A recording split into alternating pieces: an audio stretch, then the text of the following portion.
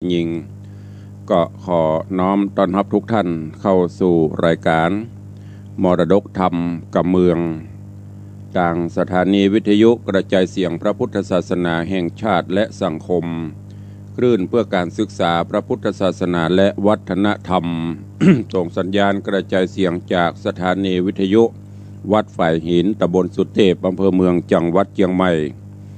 สถานีวิทยุวัดหนองกายตำบลสันปะยางอำเภอแม่แตงจังหวัดเชียงใหม่สถานีวิทยุ CM77 วิทยุอินเทอร์เน็ตล้านนาสถานีวิทยุพระพุทธศาสนาจังหวัดเชียงไฮ้สถานีวิทยุคลื่นพระพุทธศาสนาจริยธรรม FM 96 เมกะเฮิรตซ์ตลอดจนวิทยุชุมชนเสียงต่ำสายหอกระจายข่าวตามวัดวาอารามตามหมู่บ้านต่างๆ พร้อมกันนี้กราบถวายการต้อนรับครูบาอาจารย์ท่านเจ้าภิกษุสงฆ์สามเณรและเจริญพรต้อนรับสาธุชนญาติโยมที่กำลังเข้ามาติดตามรับชมรับฟังต่างไลฟ์สดของสถานีมรดกธรรมวัดวังสิงห์คำตลอดจนต่าง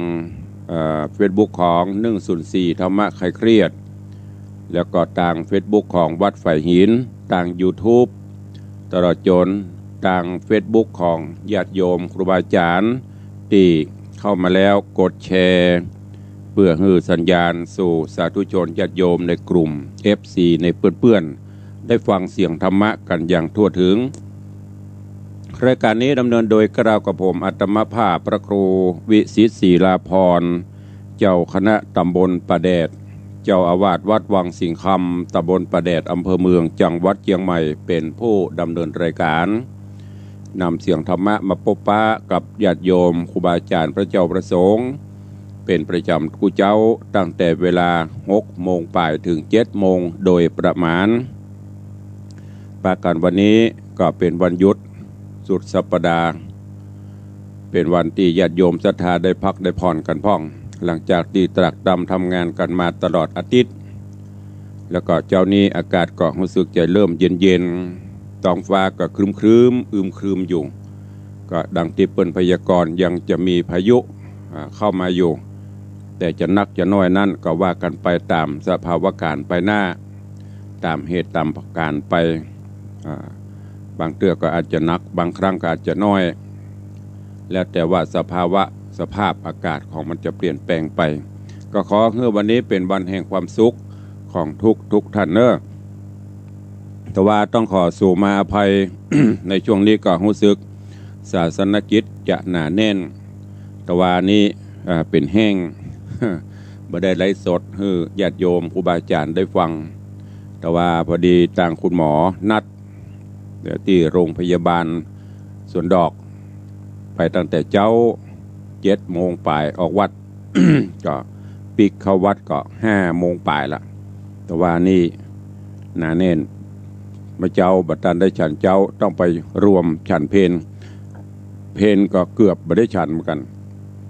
เพราะว่าไปตรวจ ที่โรงพยาบาลนี่คนจะนัก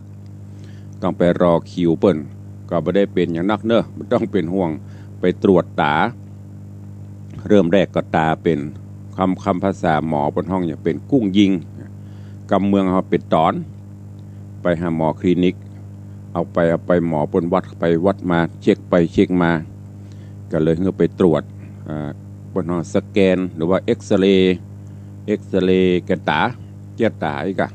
แต่ว่าก็ไปแต่ก็ยังบรรลุผลเด้อนัดแหมปุ่นวันที่14-15เซตจากที่โรงพยาบาลสวนดอก11 โมง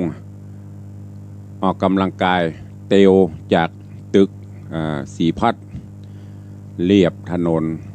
สายสุเทพมากับไปฉันเพนตีร้านอาหารโอ้ร้านอาหารเพิ่นก็ซ้ำใจดีถวายครับหลวงพ่อบ่เอาสักบาทก็คือปอนเปิ้นเสียดก็เดินทางสู่วัด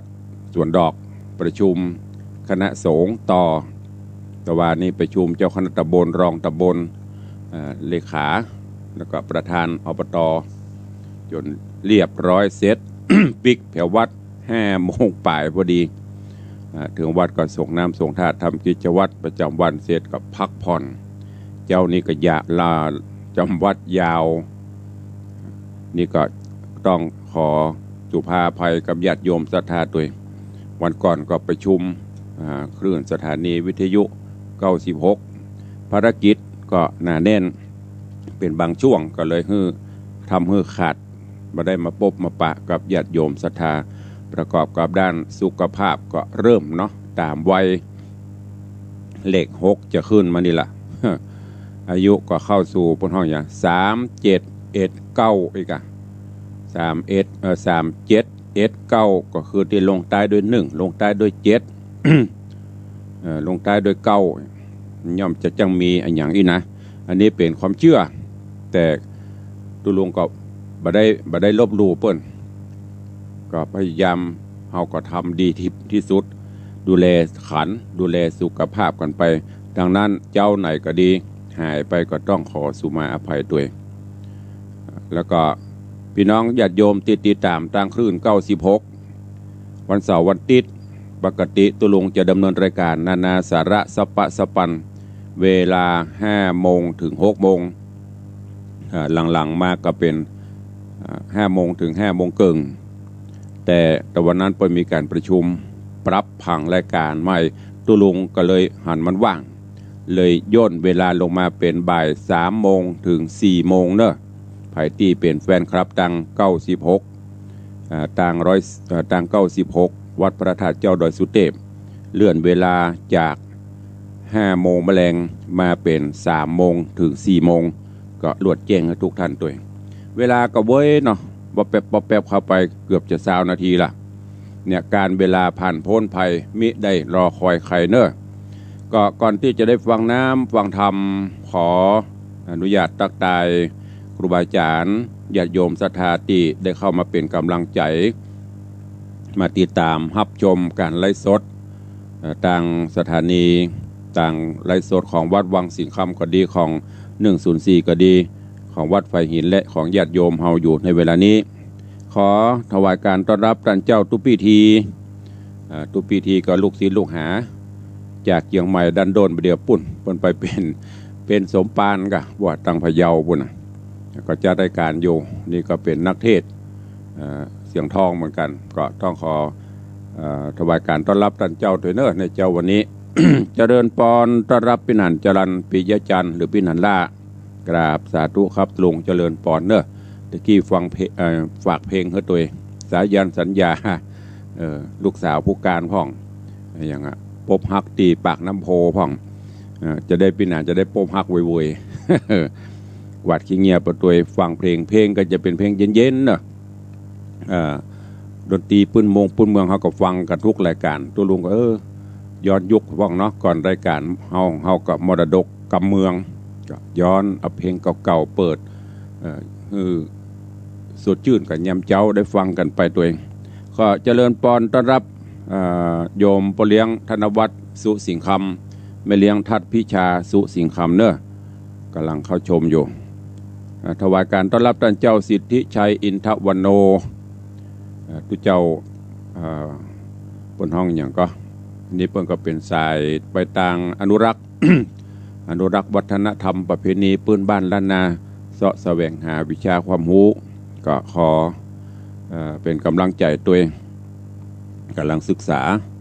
แล้วก็ยายเพลินเพื่อนเกษตรกับโยมชนจันทร์จรคำกราบสาธุเจ้าเจริญพรยามเจ้าคุณโยมวาลีอินทกูลกราบไหว้สาเจ้าเจริญพรเนอคุณโยมจรันพุทธาจรันสุทธาแม่โจสาธุเจริญพรยามเจ้าโยมพี่อัญชลีคำกิติสาธุเจ้าเจริญพรเนอคุณโยมลักษณะเกดีกราบไหว้สาเจ้าทางเฟซบ่มีเสียงเจ้าสาธุมันเป็นอะไรอย่างบ่ฮู้มันบ่มีเสียง ก็มาฮู้เนอะกูเตรียมมันจะดิ้นหยับอันนี้ดักปิ้งอันพอว่าจะได้หัวเนอไปแจ้งมามันไม่มีเสียงหันไปละยุนละโอ้พอผู้อะไรเนี่ยแจ้งไปปุ๊บแก้ไขปั๊บเพราะว่ามันมีเสียงเนอะ กำลังรอสักครู่นะต่างเฟซ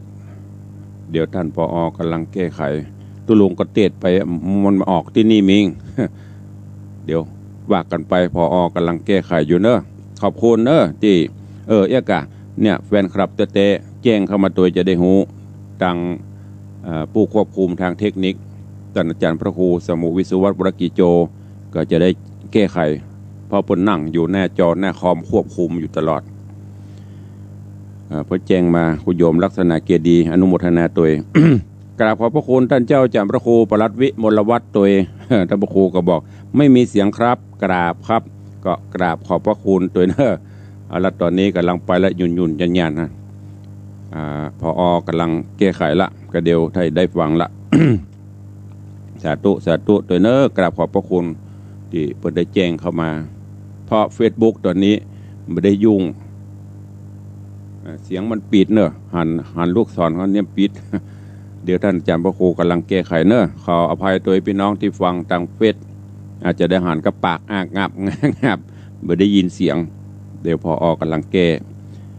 โยมปเลี้ยงธนวัฒน์บอกว่ากราบไหว้สาธุเจ้าสาธุครับยามเจ้าอากาศสดชื่นได้ฟังธรรมคำสอนของท่านตุลุงในวังใจดี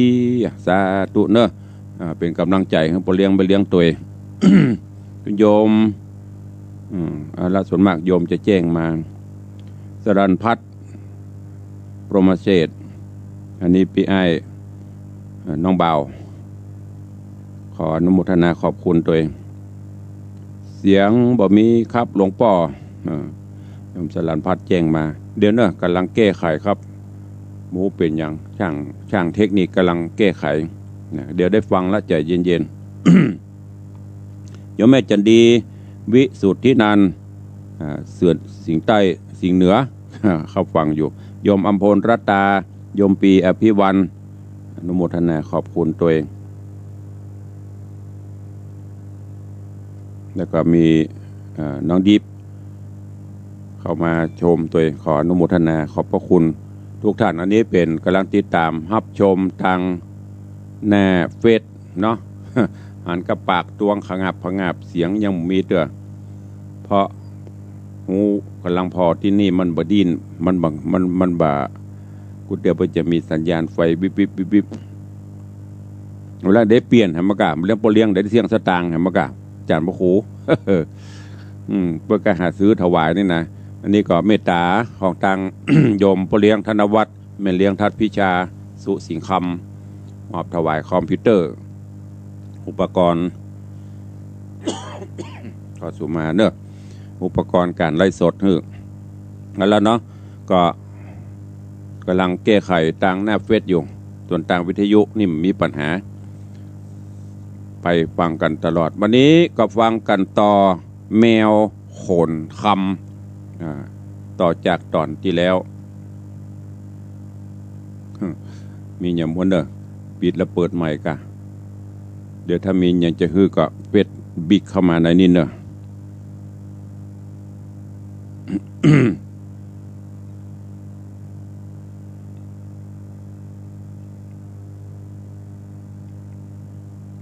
ก็แมวโขนคำในตอนที่แล้ว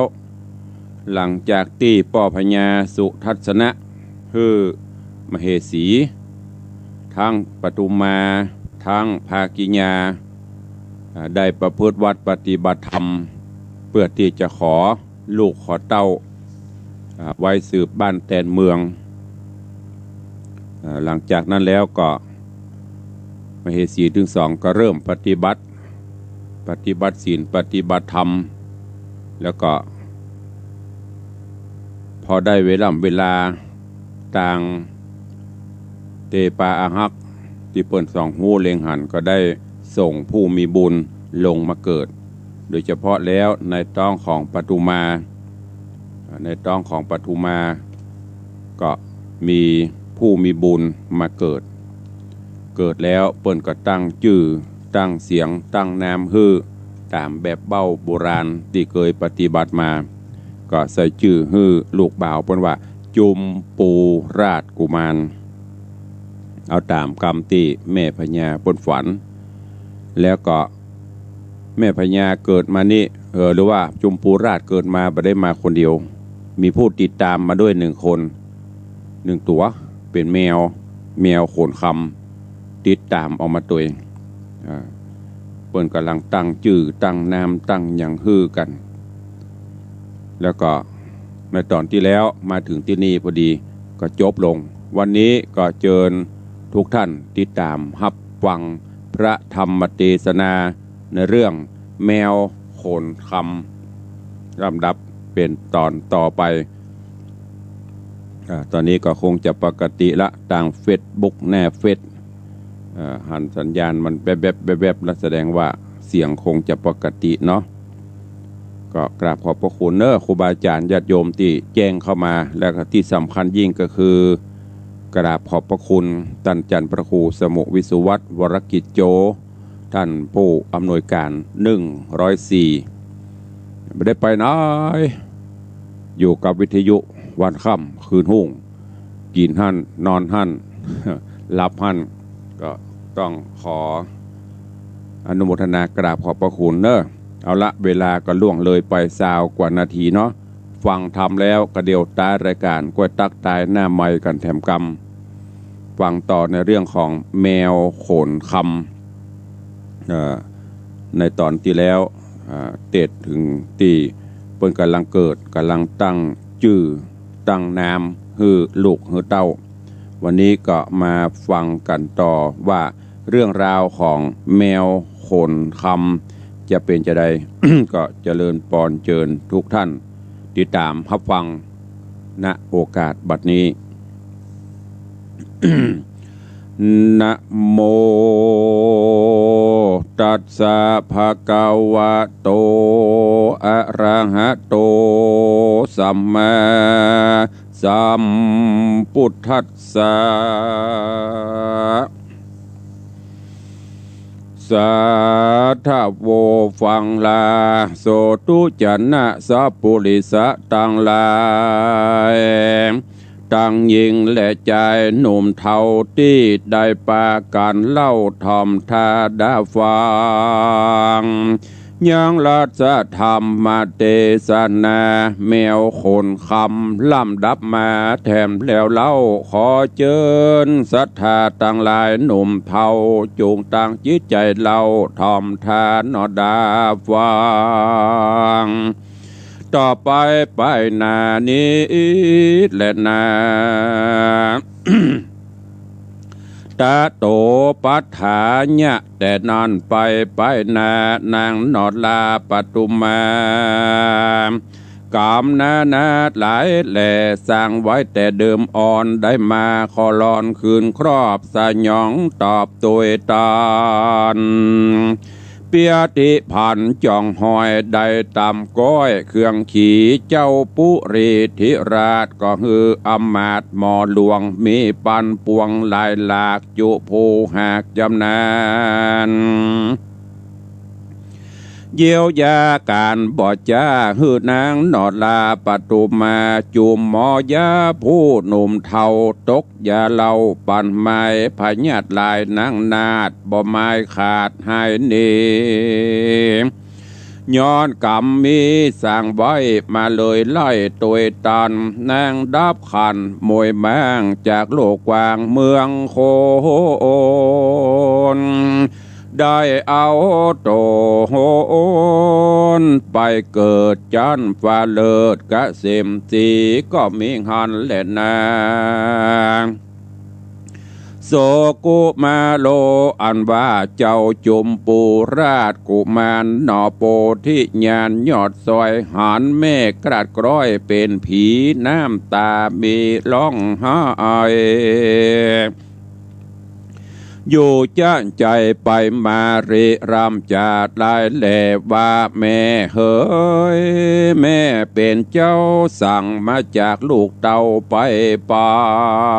น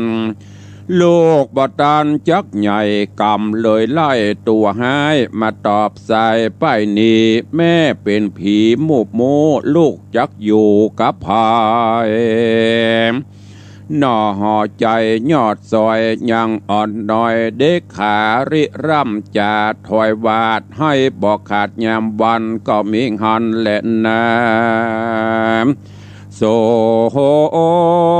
ราชาอันว่าพญาสุทัศนะโตนองค์อาจกันนางน้อยหน้าตายไปเต้าอะไรโศกเศร้าโศกวิปโยคโศกา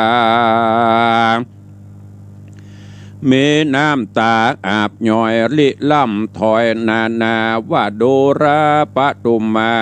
เฮ้ยนาอาจน้องสังพระของละนีตายเป็นผีไปก่อนคนอยู่บ่อนไปลางน้ำตาปังอาบนาเกิดเถิงดอดลาปตุมมาอันสองเหล่าลาน้องปี้เกยอยู่ที่หอจันอยู่กับกันข้ามเจ้าเกยกินเข้าแหล่งงายน้องมาตาเจียนจากละพรากหอจันละแพร่พรันเครื่องยองละหอห้องมองได้จ้างมาลายมวนหมู่เงินคำอยู่ลายลามเอาไปตามบ่อใดเต้าละไว้เมืองคนสรีระตนนันเล่าจักเปื่อยเนาปุปังจักเอาสั่งน้อยใหญ่ไปบ่อใดดิเลบาปบุญมีมากน้อยจักจ่องหอยตัวไปเจ้าห่อใจสู้ทัศนราชได้ถ้อยวาดไข่จะย้อนอะไรจะไข่ย้อนอะไร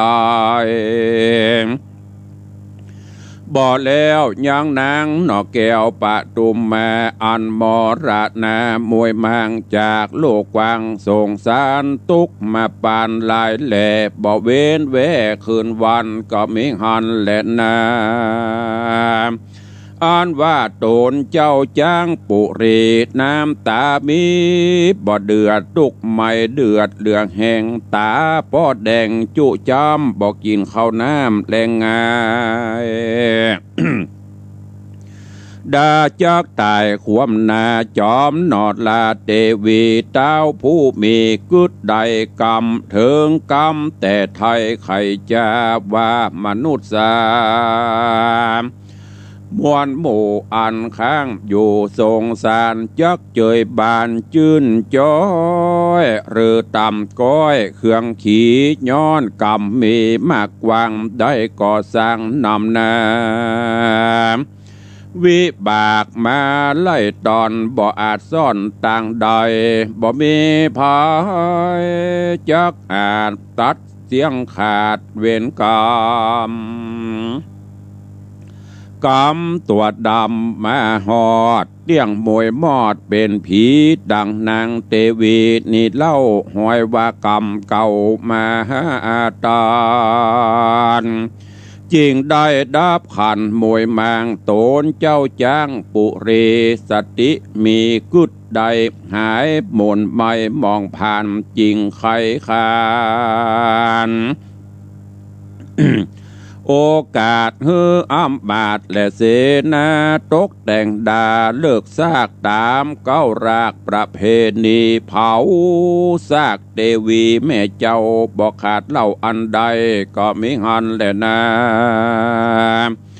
เตเนจากวันนาจะเล่าถึงนางบาปเศร้าใจถอยอันเป็นเมียน้อยชื่อภากิญาใจปาลาเอาไม่ดังกล่าวไว้ไปหลังนางตาปังน้อยนาดยินไม่มาดมองขีหันเทวีแม่เจ้ามีลูกเต้าใส่ใจนางอิจฉาหลายแหล่บ่จ้างกล่าวแก่กรรมใดก็มีหันแหละนาตามาทังปากาเสนโต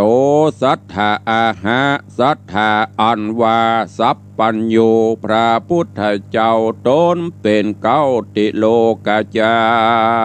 รย์ใครเนตรอ่านไปแจงพระจริงแสงเตสนาวาภิกขเว ดูราภิกขุตังลาโตนเป็นสายอริยญาติส่วนนางน้อยนาถภากิญาเมฐานาเป็นเมียน้อยอยู่ต่ำก้อยเครื่องขี่ก็ทะรงขับพระมีไข้จอดต่อเตารอด10 เดือน300 บาทไม่ต้องฝากเงิน นางใจเฟื่อนปั่นบาเกิดลูกล่าเป็นแม่หญิงรูปเป่าปิงจะจรผิวเกลี้ยงอ่อนสุขุมานต้นผู้บานเต้าเจ้าอันเป็นเก้าหอจานใจรักพันขาคอยจริงใส่จือลูกน้อยสายตาว่านางจันตาเกษีเจ้าปุริยศอาจจำยกนางหน่อยนาถภากิญาได้มาเป็นเก้าเป็นนอดเนาเทวีก็มิแลนาตะโตปะลังแต่นั่นไปนาบ่เนินจ้าหลายวันกันเต้าหอจันยศอาจยกนางนาถภากิญา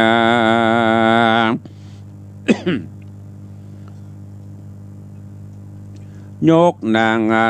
การเต้านอนนาดยกนางนาดภากิญาได้มาเตรียมคางตอมเจ้าจ้างปลาณสีนางกาลีใจถอยกึดข้าค้อยหลายประการ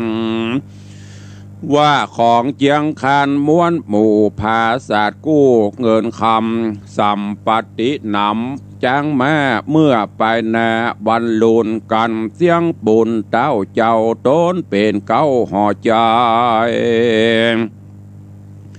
เตียงตกไปเสียงขาดเป็นของเจ้าจุมปูราชกุมารแถมประการหนึ่งเล่านางนอดเนาเกษีลูกเฮามียอดซอยเตียงตกถอยนำนาปายลูนมานั่นใส่จักถอยไรหันสายยะสันได้ไปนาลูกลาเกษีได้อยู่ปุริสืบต่อได้ก่อยาวไปข้านิ่งในค่ำเจ้าว่ากันข้าเจ้ากุมารของเจียงคานมวลหมู่เตียงตกอยู่กับกูข้านิ่งดูทวนทีก็หันแม่นตี้ตามรายนางผีไพรบาปกระหมายจักคาดหนอพุทธาก็โอก็ไข่ขีญาโอกาสบอกนันตราชเสนาผู้เป็นป้อตนหูหนเงินเก่าจะบอกเล่าจุประการเสนาหันผู้ใหญ่หูแจงไข้ความในมันมีใจฮึกหยาบกินเหล้ากับลาบอยู่ตึงวันการลูกมันมาบอกขานิ่งออกหันแสงว่าลูกกูจักแป่งยาแฝดฟังหุ่นเวทมนยำเต้าหอคำนั่นใส่จังนอไทยบุตรนันตะเสนาบาปเศร้าบ่เกิดเล่าเถิงกุลมีใจนุนเหียมโหดบ่กวดโตดอเวจีเจ้าปุเรเจ้าฟ้าข้านอดลาของตนก็มีหันและนาสาธโวมูลลาสัทธาในกาลนั้นนะเสนาใหญ่ผีพรายมีใจหมายกาหยาบก็แปลงยาแฝดยาโมนยามเบื่อต้นหอกคำเจ้าฟ้าข้าลูกลาสายใจกัน3 วันไปครบไข้ก็แซงขาบไว้ทุนสาว่าข้าแด่มหาราชเจ้า ตนเป็นเก้าวปุริแต่เดิมเตมก่อนกี้เมืองเฮานี้จื่นจอยจุ้มไพร่น้อยเจยบานโยทหารหนุ่มเทาอำมาตย์เก้าและเสนาบ่อเครื่องกาก้อนอยากบอดลำบากเครื่องขี่ข้าเซิกหนีบอกไกลโจรน้อยใหญ่บ่มีมาเคราะห์นาเสียงขาดจุมอุบาทหายโหนย้อนว่าตนเต้าเจ้าปกห่มเกลาเจ้าละปาลาบาดเนนาหันโหนย้อนว่าโคนนั้นใส่เกิดลูกใดเป็นเดรัจฉานกรรมโบราณแต่ก่อนเจนปู่มอนปิตาว่าผู้ใดนาเกิดลูกบ่ทวนถูกตามรายยอมคืดหลายแต่ใส่กันเลี้ยงไว้แล้วโสดจะเกิดโตดโตยมานั่นแหละนาว่าอันเตนั้นนางภากิญาบาปเศร้าอันนั่งเฝ้ากองตาซ้ำไข่จาโอกาสว่าดูราชดาวราชเฮ้ยเจ้าปีบจุงกึดที่หันโหนว่าโจมหมู่คนหน่อยใหญ่พับเสียงไข้โลกาการเกิดมาจอมกว่ากับสัตว์ป่าเป็นแมวพิษกองแนวอันมีแต่ไทยขอจุงใดพิจารณาสามิกาปี้เจ้าขนิ่งเล่าหันสายหูถึงไหนก็อายถึงหันเต้าเจื่องจันต่างเมืองโยธาเรืองต่างดาวกันหูข่าวเถิงหูว่าเต้าบุญจูธิราชยศเมืองอาจปาราณสี กาลกินีจ่องหอยได้ลูกน้อยสายตามีสัตว์มาเกิดซ้ำประหลาดลำเหลือลายยินละอายเปิดหน้าเกเจ้าฟ้าแดนไกลขอสายใจผัวเจ้าจงเกิดเล่าเล่งหันเดเตนาเนธิตังขีญาสังวันนาวิเศษจะห้องเหตุธรรมเทศนาแมวคนคำผูกทวนที่สองตอนที่สองก็บังโกมสมเรศเดช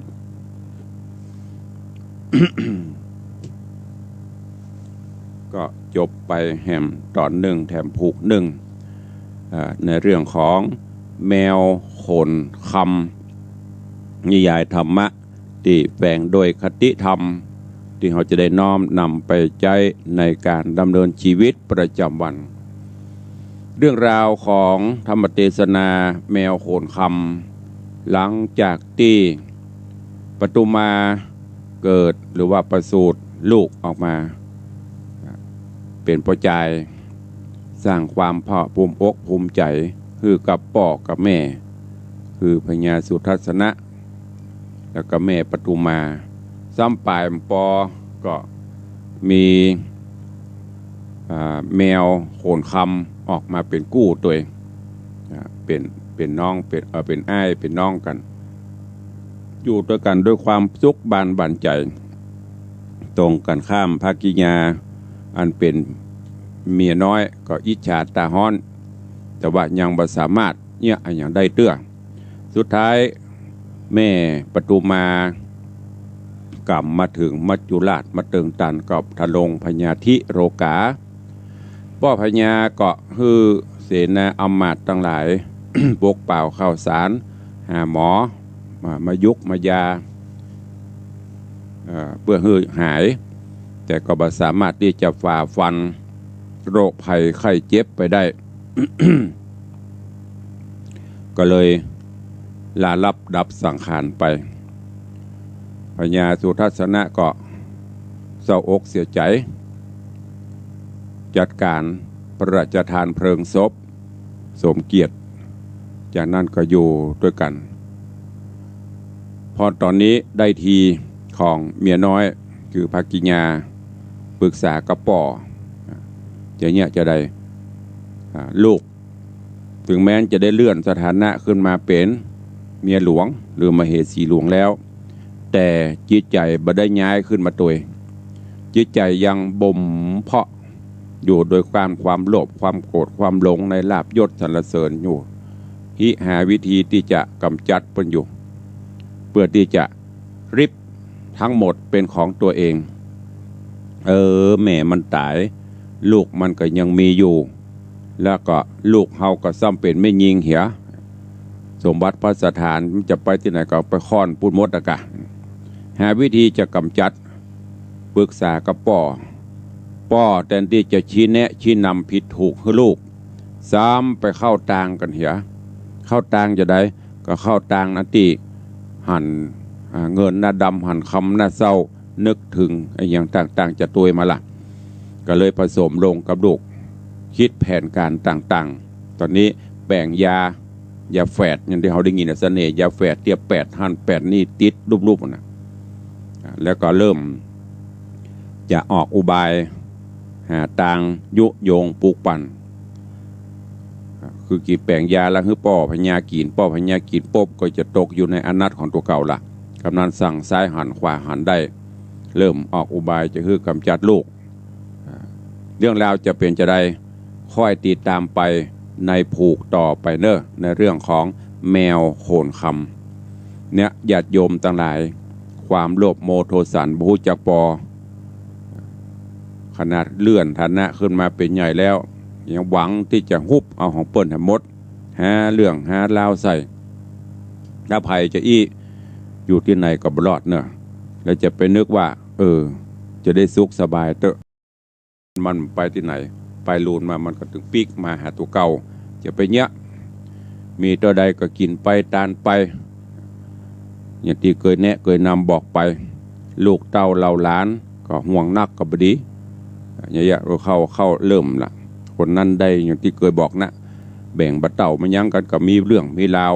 ปดโป่งปล่อยวางประพฤติปฏิบัติธรรมไปสบายเหมือนอย่างปเลี้ยงไม่เลี้ยงดินปฏิบัติธรรมไปกินไปตานไปสบายเบาโยงนะเนี่ยก็ฝากไว้กับทุกท่านเนอนำฟังไปแล้วนำไปคิดพิจารณาไปใช้ในการดำเนินชีวิตประจำวันไม่ต้องไปอิจฉาตาฮ้อนไผรวยล้นฟ้าก็บ่สามารถนำปลาไปได้ขอให้เรามีความสุขกายสุขใจบ่ไปบีทาเดือดร้อนว่าหายไผไปเนี่ยอย่างกับไผอยู่ไปกินไปตานไปเนี่ยมีความสุขละญาติโยมทั้งหลายเฮยฝากไว้กับทุกท่านเนอะ เวลาก็ล่วงเลยไปนักแกวันนี้ก่อนที่จะได้ได้จ่าตั้งหน้าไม้ตักตายพี่น้องครูบาอาจารย์ตั้งหน้าจอต่อแหมสักหน่อยเนาะก็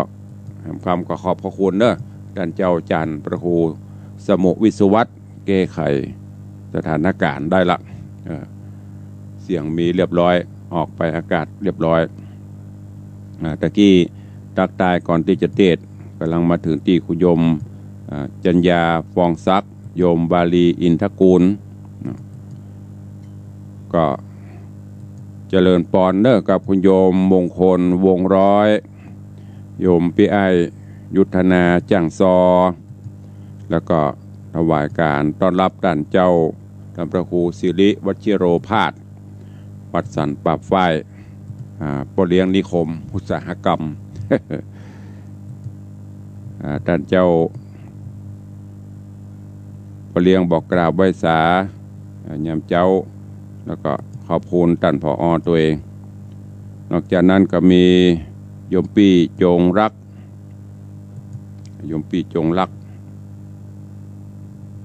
มีงานเข้ามาชมอยู่ก็ต้อนรับทุกท่านตัวเองกราบถวายการต้อนรับหลวงพ่อท่านพระครูโกมุตสิทธิการเนอะหลวงพ่อโกมุตสิทธิการด็อกเตอร์ท่านเจ้าอาวาสวัดโกมุตพุทธรังสีหลวงพ่อบอกว่าอนุรักษ์วัฒนธรรมกับก็ เช่นเดียวกันครับหลวงพ่อก็รักษาไว้เนาะฮิตคนเมืองกำเมืองเฮาเพื่ออนุรักษ์รักษาไว้ให้ลูกหลานสืบต่อไปแน่สนองครูบาอาจารย์ตัวเองพ่อก็ดูแลสุขภาพด้วยเด้อหันออกไลฟ์สดเหมือนกันคือธรรมะกับญาติโยมปฏิบัติศาสนกิจยิ่งทางกรุงเทพประเด็นนี้ก็โรคก็ยังระบาดหนักอยู่ก็ถวายกำลังใจดูแลสุขภาพร่างกายด้วยเนอะโถเดี๋ยวก่อนกะเพิ่นยังบะฮื้อโทตะลุฟังมาตะเล่เถอะยังไม่รับนะรอสักครู่ตอนนี้กำลังเดี๋ยวมันจะเห็นรอก่อนอีป้ออีแม่บอกว่ารออันถ้าเพิ่นว่าเอาไผจะด้วยกล้วยโทเนอะตอนนี้ยังไม่รับใครจะโทรมาก็บ่รับเถอะเดี๋ยวก่อนเดี๋ยวมันจะลืมไม่ใช่หยังมันเป็นช่วงเนาะช่วงรับสายกันรับสายช่วงที่ก็เดี๋ยวมันคัดกันลืมไปก็กราบขอบพระคุณทุกท่านตัวเองทีนี้ก็ขอประชาสัมพันธ์เนาะ ฟังประเด็นเนาะแต่บ่ฮับเนอะฟังนี่ตุลุงกำลังอยู่ฟังไปก่อนยังมาถึงเวลาฮับสายเด้อฟังไปก็ขอประชาสัมพันธ์ข่าวสารของต่างวัดให้กับญาติโยมศรัทธานาบุญเนอะจะไปลืมก็เด้อช่วงออกพรรษาไปก็จะเป็นช่วงของเทศกาลลอยกระทงแต่ปีนี้จะได้ลอยหรือเปล่าก็ยังไม่รู้ดูไปตามสภาวะการที่สำคัญแห่งมันนึงก็คืองานมหากุศลบุญบารมีทอดกฐินเนอะที่วัดวังสิงคำก็กำหนดกฎวันไว้ยังบักกระด้างตัวเนอะกำหนดไว้ว่าวันที่14พฤศจิกายนก็อาจจะมีการเปลี่ยนแปลงไปเนาะฟังนี่ก่อนตุลุงไปจบเตื้อฟังไปด้วยกันเนี่ยเนาะก็วันที่14พฤศจิกายนก็ร่วมโมทนาบุญด้วยกันเพราะว่าวันที่14เราจะได้ทอดกฐินก็มีเจ้าภาพเจ้ามลศรัทธาที่ถวายต้นใหญ่ต้นหลวงมากับปอเลี้ยงธนวัฒน์แม่เลี้ยงทัดพิชาสุสิงคำ1ต้นแล้วก็มีปอเลี้ยงปออาจารย์บุญมาแม่ตุนแก้วท่าคำแปงเป็นต้นเป็นประธานนอกนั้นก็มีเจ้ามูลศรัทธาที่ได้ให้ได้หอมมาดังตีตุลุงได้ประกาศอนุโมทนาประชาสัมพันธ์ไปก็ต้องขอบคุณกับทุกท่านเนอะขอบคุณอนุโมทนาบุญกับเจ้ามูลศรัทธาที่เพิ่มเติมมาก็มีโยมแม่จันเพนคำโปธารวมโมทนาบุญมา 1,000 บาทแล้วก็มีโยมแม่เรือนคำมหานามร่วมทำบุญกฐินมาตัว200 บาทตะวานี่มีของแม่อย่างสุพรรณอีมังกะแล้วก็แม่สุแก้วคำอ้วนแม่สุแก้วคำอ้วนร่วมโมทนาบุญขอบคุณด้วยเนอะเอาละใครตัวตุลุงละก็เดี๋ยวตุลุงให้แล้วโทรระวังเนอะเปิดกำลังก็โทร2 เตือ3 เตือเปิดหน้าไม้สถานต่างบ้านว่าน้อยจ่อยตุลุงตักกระตังหน้าเฟซตอนนี้เป็นเวลาของต่างหน้าจอหน้าไม้ต่างบ้านใครจะตัวตุลุงเข้ามา0817836540เข้ามาได้มีก็มาใครจะตัวเจริญปอนปอเลี้ยงธนวัฒน์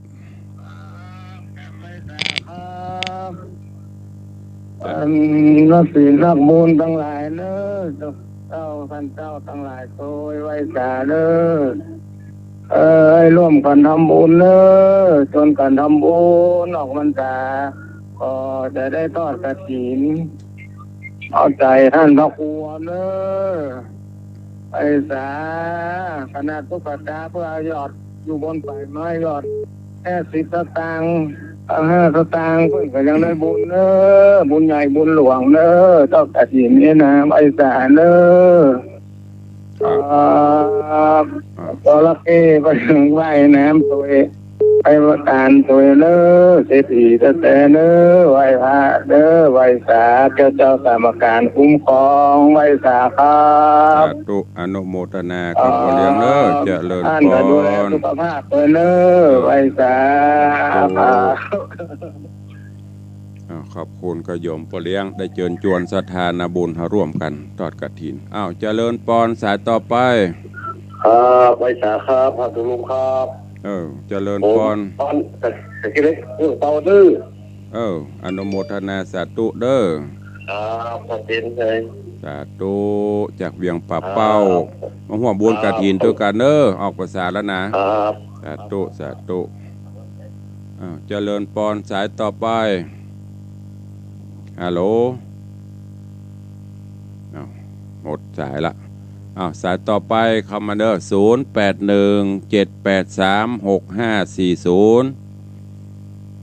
มีก่อน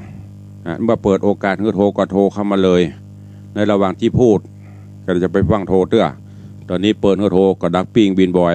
แล้วก็มันกับปุ้นท้ายรายการจะหมดเวลาเนี่ยโทรเข้ามาแล้วรถตุลุงบอกครับกับว่าตุลุงเนี่ยเลือกเห็นไหมเอาใจยากนะเวลา5 นาทีสุดท้ายนี่เป็นเวลาของหน้าไมค์ทางบ้านใครฟังอยู่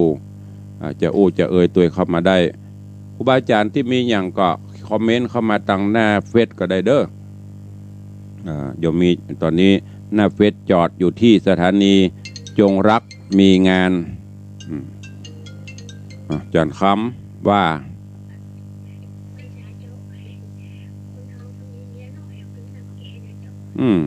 มันเป็นอย่างกับเมียน้อยมันจะหลายคนลุยนั่นเป็นอย่างบดีลองอธิบายให้ฟังเหรอพอใจเขาเนี่ยกับบดีเจ้าไม่หลงเมียน้อยกับเป็นลึกเมียหลวงก็ถ้าไม่ยิงมีผัวหลวงเหรอมันมีเจ้าเดี๋ยวไปพูดเดี๋ยวมีมันมีคนอื่นอาจจะมีกะก็แน่นอนนะเจ้าหามีคนอื่นทำไม่ว่าคนบดีกับพวกเลี้ยงกู้มาแล้วแต่จิตใจคนกันจ้ะสาธุอนุโมทนาเด้อหมอนว่ามันรึบดีแล้วคนมีเมียน้อยสาธุเจริญพรแกแล้วมันประกาศเจ้าตุลุงปันอยู่ตะเจ้าจาก104เจ้าเตี้ยกะมีอย่างไรอ่ะมีเลยเจ้าเป็นกำลังใจตุลุงนะเจ้าเจริญพรตุลุงจัดรายการไปเหมือนอายุ120เลยคะแนนกำลังใจนั่งหอมกันทำได้วัน5 บาท5 บาทเดี๋ยวจัดเมินเจ้าได้เจ้าสาธุโยมโทรมาให้กำลังใจขอบคุณเด้อก็พยายามถ้าบัดติดยังก็เต็ดไปหน่อยตลอดเผยแผ่ธรรมะไปเมแฮมก็เข้ามาเด้อ1 นาทีสุดท้ายจะได้ลำได้ลาตังหน้าจอหน้าเฟซนี้เปิดหลายแล้วก็ตังอันนี้หายตังอันหน้าไม้หายลดลงไผ่ตะกี้ของไผ่โทรเข้ามาแล้ววันดีเขาเปิดเพื่อบริหารเข้ามาเนี่ยตายอะไรอย่างเนี้ยเจริญพรพี่น้องลำปางหนาคือกำลังใจเนอะเดี๋ยววันกฐินมันเหมือนอยู่เนาะเดี๋ยวไปเมินอย่างนี้ไปว่าเมินนะว่าเดี๋ยวก็แป๊บมันจะออกภาษาแล้วไปเมินอย่างนี้กำลังนี่อยู่กำลังอย่างโมทีฟังรายการเพื่อจะนี่กันไปช่วยกันไปเดี๋ยวมันบัดนี้มันบัดนี้ใจตัวเนาะมันนี่เตี้ยเดี๋ยวรอใกล้ๆน้อยกว่าน้อถ้ามันนี้รวมอยู่ถ้ามันนี้มาตึงนี้เนาะสาธุนะพ่อเด้อสาธุขอบคุณโยมพ่อถาวรจากลำปางได้โทรศัพท์ความมาคือกำลังใจเป็นยังนะพ่อเนอะก้อยหาไปก้อยหอมไผ่ไข่หอมก็แล้วแต่บุญเนาะอย่างตุลุงเคยบอกบุญคือความสุขใจทำแล้วเราสุขใจก็ทำไปแต่ถ้าลำบากใจก็บ่ต้องทำเนาะเขาการทำบุญนี่ผู้รู้ต่างหลายเปิ้นได้บังคับนอกจากว่าโมที่มันแต้นั่นน่ะที่ไปอุ้มบาตรอุ้มอย่างเอาพระแห่ไปน่ะเปิ้นใส่อันเข้าเครื่องเบาอย่างสตางค์อันนั้นบัดแต้บัดทัดใส่ไล่เหิบเนอะก็ฝากไว้ตัวกับทุกท่านตัวเอาแล้วเนาะวันนี้เวลาหมดเวลาก็ขอนำรายการจากครูบาอาจารย์ญาติโยมไปก่อนเนาะปะกันใหม่ในวันต่อไปกราบขอบพระคุณครูบาอาจารย์ทุกรูปที่ได้เข้ามาชมก็ดีมาฟังก็ดีเนอะตลอดจนอนุโมทนาขอบคุณกับครูบาญาติโยมศรัทธาทั้งติดตามรับชมรับฟังต่าง Facebook เฟซไลฟ์ต่างติดตามรับฟังก็อยู่ทางบ้านต่างจองเตดบะม่วนบะเพราะค อุจารใดบ่ถูกต้องตามตำนองกรองธรรม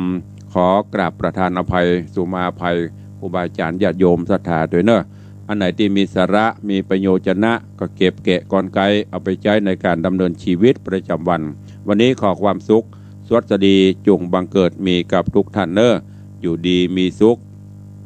อายุมั่นขวัญเยิน ทำการงานใดก็ขอให้สำเร็จผลสมมโนในฝ่ายอ้างเหมือนกันทุกท่านทุกคนจัตตารโอธรรมาวัตันติอายุวันโนสุขังพะลัง